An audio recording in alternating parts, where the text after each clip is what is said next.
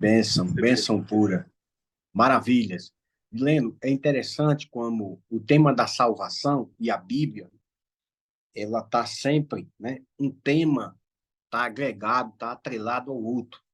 Você estava falando sobre restauração e eu estava avaliando aqui uma palestra que eu ouvi nos Desbravadores sobre a questão do equilíbrio do ecossistema.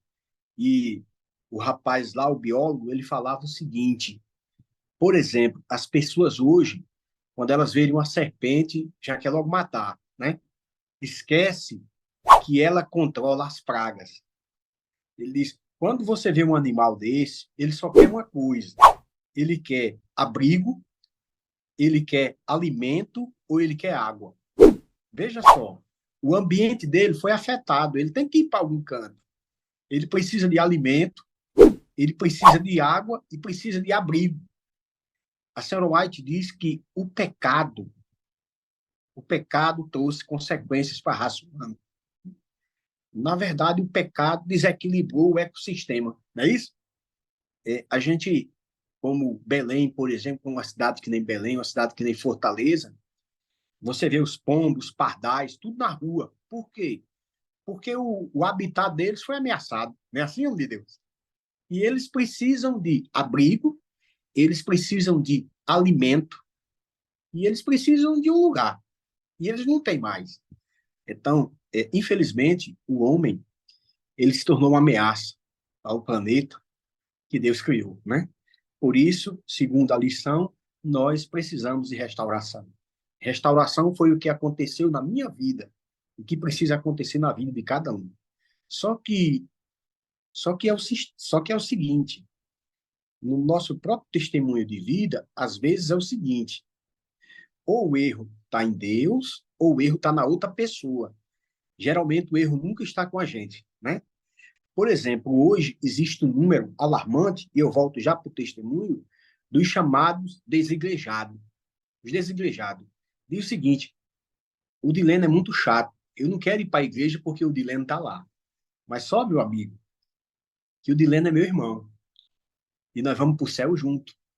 Então, quando a gente reúne uma igreja para adorar, eu digo o seguinte, Dileno, e aí Paulo diz o seguinte, suportar uns aos outros em Cristo, né? Porque, às vezes, não é eu que quero tolerar o Dileno, é porque eu sou egoísta. E eu só quero da maneira que eu quero. Você, por exemplo, tem uma igreja grande e você tem 100 cantores e um culto, não é assim? E nem sempre nesse culto vai dar para cantar os 100, mas todo mundo quer cantar. Louvado seja Deus, porque todo mundo quer cantar. Só que, às vezes, a gente quer da nossa maneira. Essa é a questão. Por que nós sofremos? Por nossas inconsequências, né? E ontem eu estava falando, irmãos, que como que a gente precisa lidar com as nossas limitações. A Bíblia diz o seguinte: cada um é tentado por sua própria cobiça. Então, eu precisei realmente me controlar naquilo que tange o sexo oposto, né? Então, veja só, as mulheres, elas são uma bênção, mas a gente tem que entender que tudo aquilo que a gente não controla é um risco para a nossa vida. Como, por exemplo, dinheiro. Você precisa dominar o dinheiro para que o dinheiro não te domine. A questão do nosso prazer, aquilo que Deus nos proporcionou. Eu estou falando nessa manhã para homens e mulheres de Deus, né? Então, nós precisamos ter controle. Controle das nossas emoções, controle do prazer e também controle das finanças.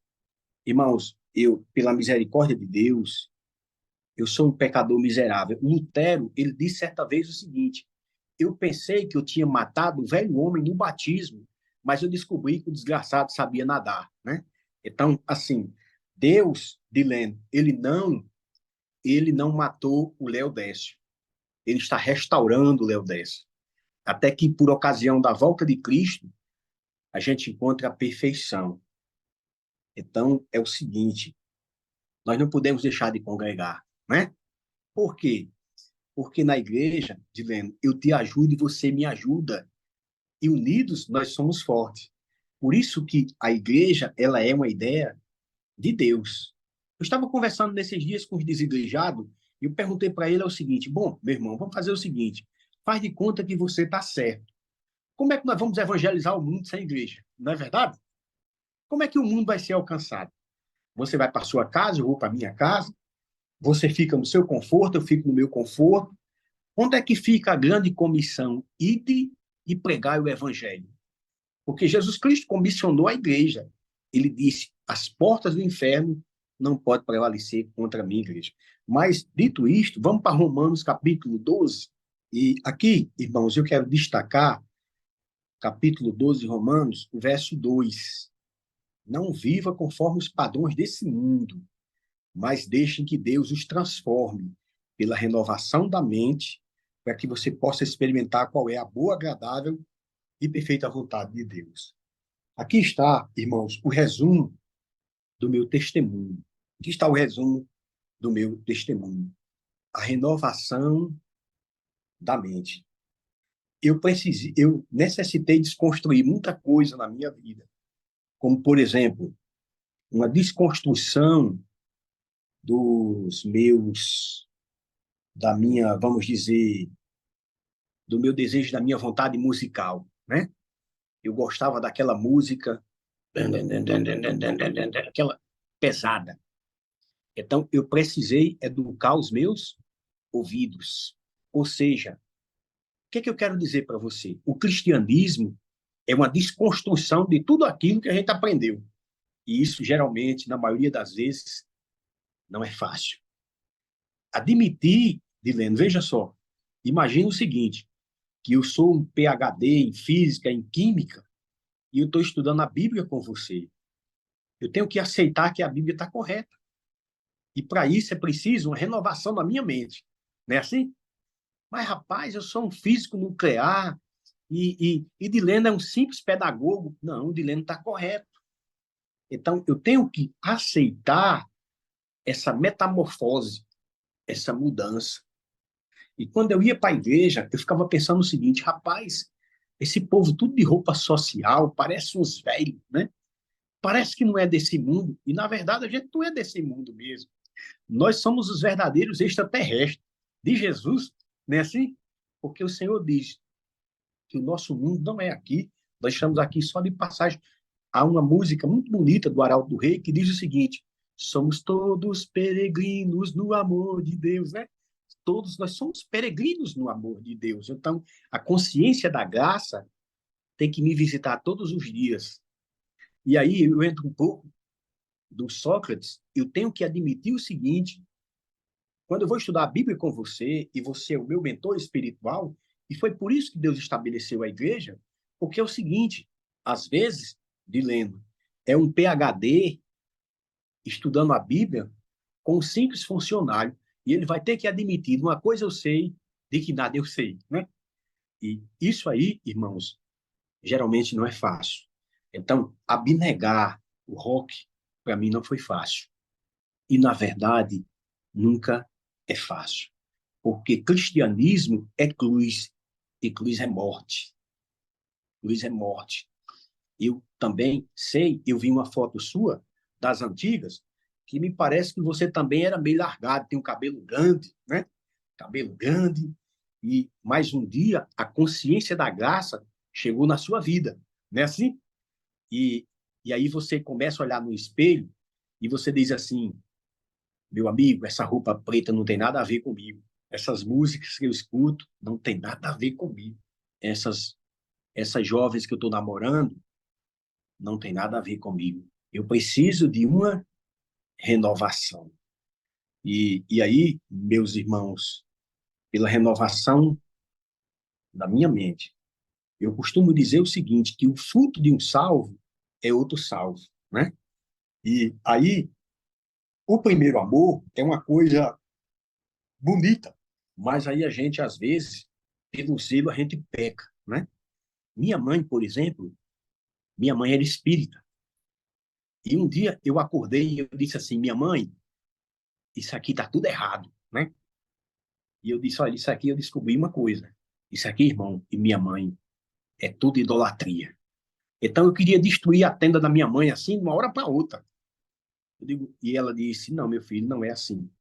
E aí, irmãos, nessa renovação, e aqui eu quero me dirigir às esposas que oram por seus esposos, às mães que oram pelos filhos. Para me batizar meu pai e minha mãe, demorou 13 anos. 13 anos. 13 anos. Então, o tempo não é nosso. O tempo é de Deus. A Bíblia diz, muito vale por sua eficácia a súplica de um justo. Eu estou falando aqui para uma esposa que sonha que o seu esposo se converta, dê um bom testemunho, lê a Bíblia. E o resto é com o Espírito Santo. Não é verdade? Aquele que começou a boa obra, há de completá-la até a vinda do Senhor. Eu sei de uma coisa, meus irmãos. Eu sei de uma coisa. Eu faço minha as palavras daquele cego que Jesus curou no Evangelho de Lucas, no capítulo 9, no verso 25. Eu quero dizer para os meus irmãos nessa manhã uma coisa. De uma coisa eu sei, que eu era cego, mas que hoje eu vejo. Eu era cego, espiritualmente falando. Por quê? Porque eu queria preencher a minha vida no rock and roll. Era uma busca minha nas músicas, nas canções. Depois, eu procurei preencher a minha vida nos relacionamentos. Então, namorava com a menina, namorava com a outra, com a outra, com outra. Até que um dia meu pai disse, olha, meu filho, não traga mais essa jovem aqui, porque você apresenta uma, daqui a pouco você já apresenta outra. Isso era uma busca. E eu não sei se você está buscando no lugar errado. Não sei onde você está buscando. Aí eu busquei. Depois, é interessante que o ser humano ele fica sempre procurando preencher, né? Na música, nos relacionamentos. Depois eu parti para o dinheiro, La Prata. E eu descobri também uma coisa que já diziam os antigos: a diferença do remédio para o veneno é só a dosagem. Então, irmãos, namorar é bom, faz bem a alma, faz bem o coração, mas precisa ter controle, né? As finanças, a gente precisa ter controle. A música, tudo em nossa vida precisa ter controle. Por isso que Paulo diz: viva conforme os padrões, deixe que Deus transforme. Eu queria, meus irmãos, resolver a bagunça da minha vida. Enquanto eu procurei, foi inútil. Mas no momento que eu deixei, Deus consertou toda essa bagunça e salvou minha família. Deus salvou meu pai, Deus salvou a minha mãe, Deus salvou os meus irmãos. Uma boa parte. Tem um que está afastado, mas o mês passado ele ligou para mim chorando e disse assim: meu irmão, eu estou distante, mas a minha alma é adventista. A minha alma é adventista. Eu estou procurando no mundo aquilo que eu deveria estar procurando na casa de Deus. Então, peço que vocês orem por eles. Zé Neto é o nome do meu irmão. E vocês sabem, irmãos, que aquilo que o Dileno falou, sabe? Uma coisa é fato. Uma vez adventista, sempre adventista. Talvez eu esteja falando para você aqui e você diga assim: poxa, irmão, alguém já me disse isso? E com certeza, irmã Joana, Dileno e os meus irmãos que estão aqui presentes, muitas pessoas já devem ter dito isso para você. Rapaz, depois que eu conheci essa mensagem adventista, nunca mais eu fui a mesma pessoa. Você pode ser até pior, mas igual nunca mais, porque a consciência da graça, ela bate no seu coração. Porque a mensagem adventista, eu até brinco com os jovens, porque a mensagem adventista, não é? Ela coça a coceira aonde está coçando. Ela vai aonde está realmente. E a mensagem do advento, irmãos, é uma renovação. Então, nós precisamos, né? Nós precisamos dessa renovação. Então, quando eu cheguei em Areia Branca, eu cheguei muito novo nessa cidade, nesse litoral, com a minha família, e lá a gente ganhou dinheiro, eu com meu pai, mas existia sempre aquele desejo, né? E até que um dia a palavra me alcançou através de um amigo na escola, de um irmão que foi usado por Deus. Esse ano passado, esse meu pai na fé, ele faleceu. Ele faleceu, mas ele foi um grande missionário. Ellen White diz que quando a gente nasce no reino de Deus, a gente já nasce como um missionário. Eu acredito assim que o fruto de um salvo é outro salvo, né? Eu nunca quis, e aí, Dilene, irmã Joana, às vezes as pessoas pensam assim, não, a evangelização e a pregação é para os pastores. Todos nós somos pastores. Todos nós somos pastores. O ministério, Dilene, que Deus tem para você, eu não posso fazer. O ministério que Deus tem para a irmã Joana, eu não posso fazer. Qual a diferença do irmão Leodés para o irmão Dilene? A diferença é que eu sou por tempo integral, né? Eu só faço isso. O que que aumenta? A minha responsabilidade.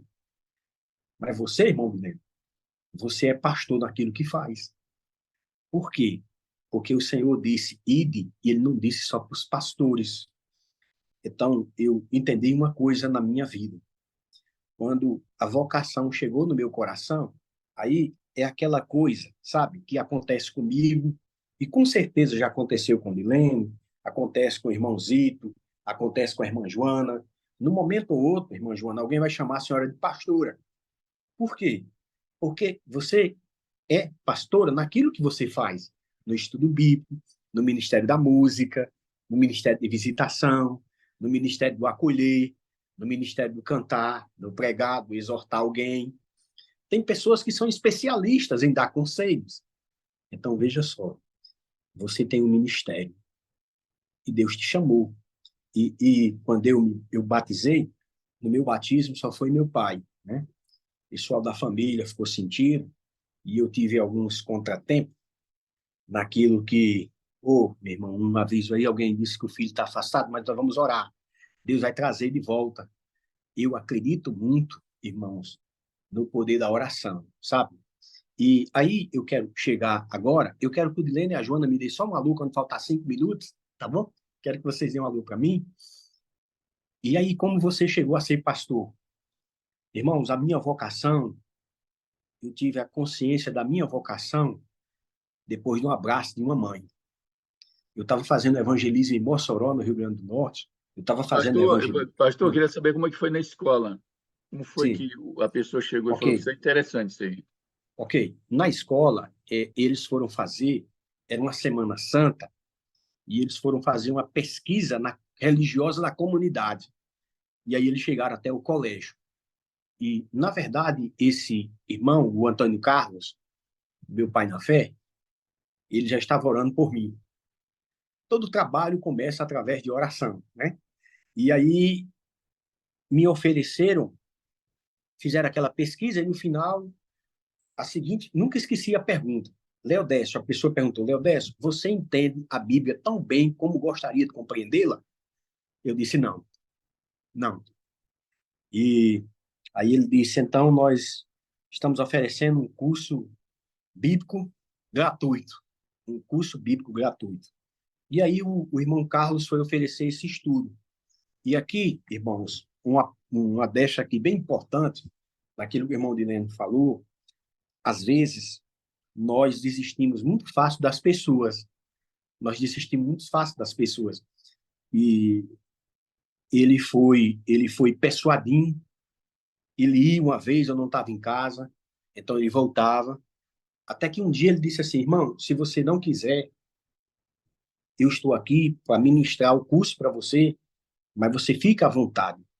Então, eu disse, não, vamos fazer. E eu fiz o estudo, e com paciência, né? Hoje eu uso esse método. Enquanto a pessoa não diz não, eu estou ali. No momento que ela diz que não quer, aí é com ela e Deus. Então, ele ministrou esse curso bíblico, e aí eu comecei a fazer, analisar uma coisa, outra, e aí eu comecei a me deparar com situações complicadas, como, por exemplo, o preto já me incomodava, As músicas de Raul Seixas já me incomodavam. Música, né? Músicas que falavam do céu, do inferno.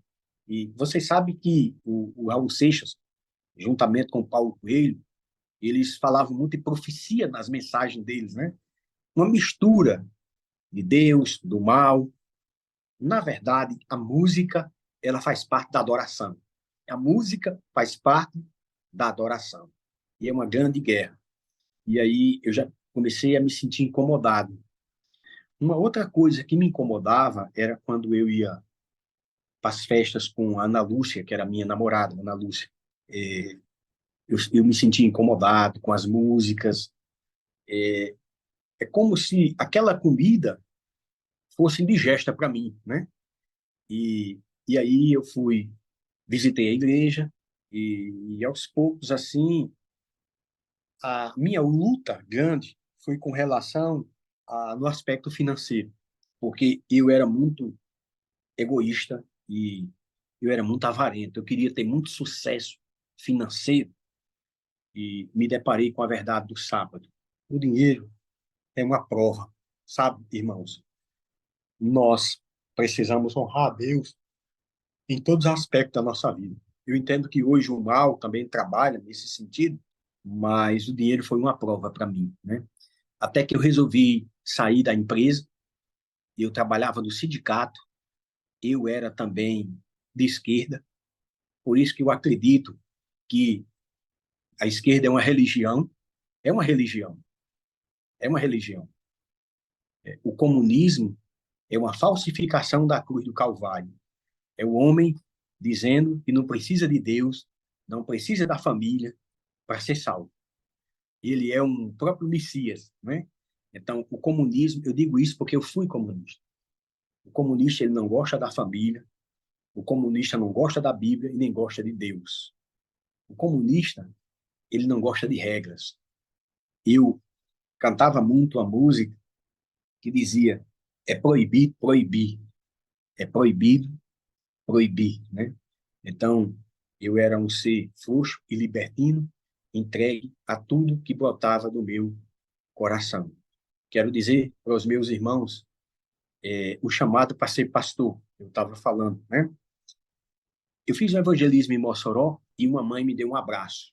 Eu ainda fico arrepiado até hoje quando eu lembro dessa experiência. O Arilton, ele tinha dificuldade com drogas.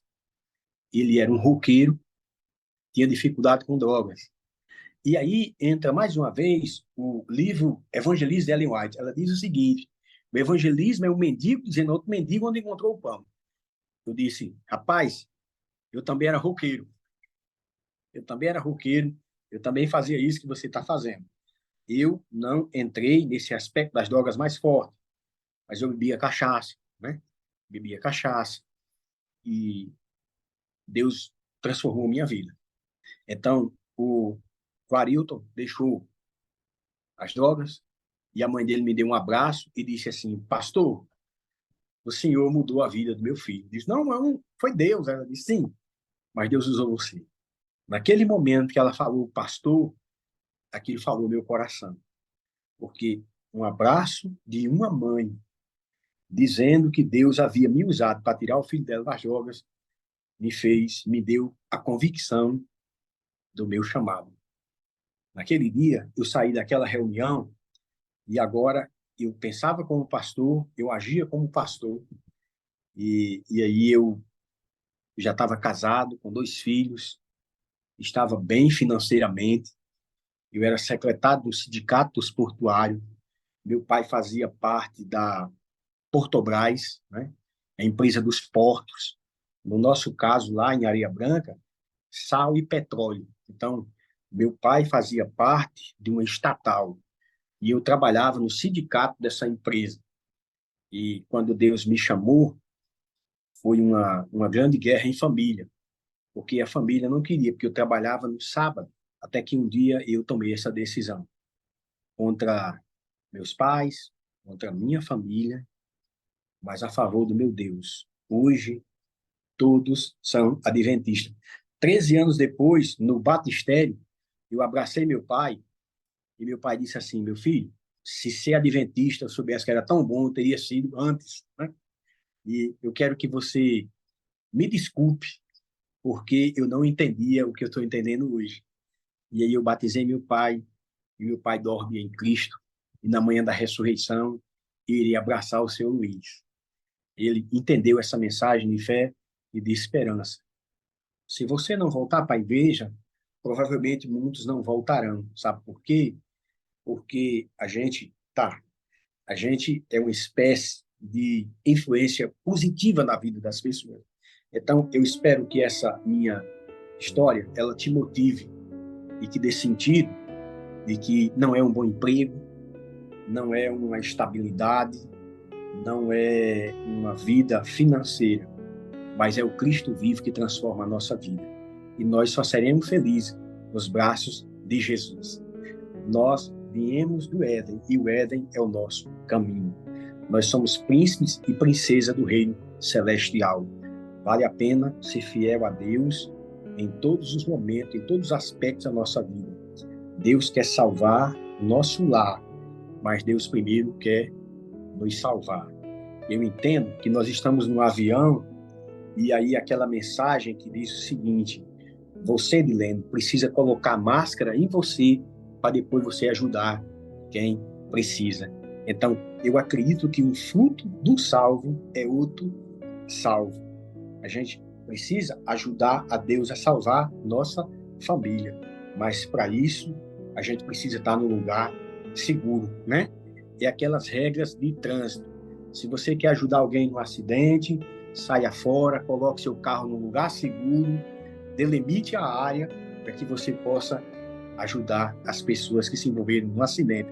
Nós nos envolvemos num acidente chamado pecado, mas a longa noite de pecado terá fim, porque o amanhã de Deus é de alegria.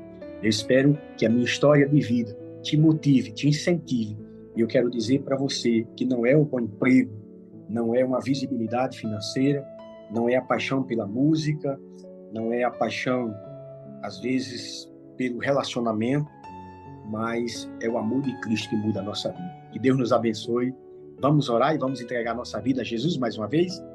Pai Celestial, louvado, glorificado, exaltado seja o seu santo nome. Eu espero que essa mensagem de testemunho de vida possa motivar os irmãos a seguir na jornada.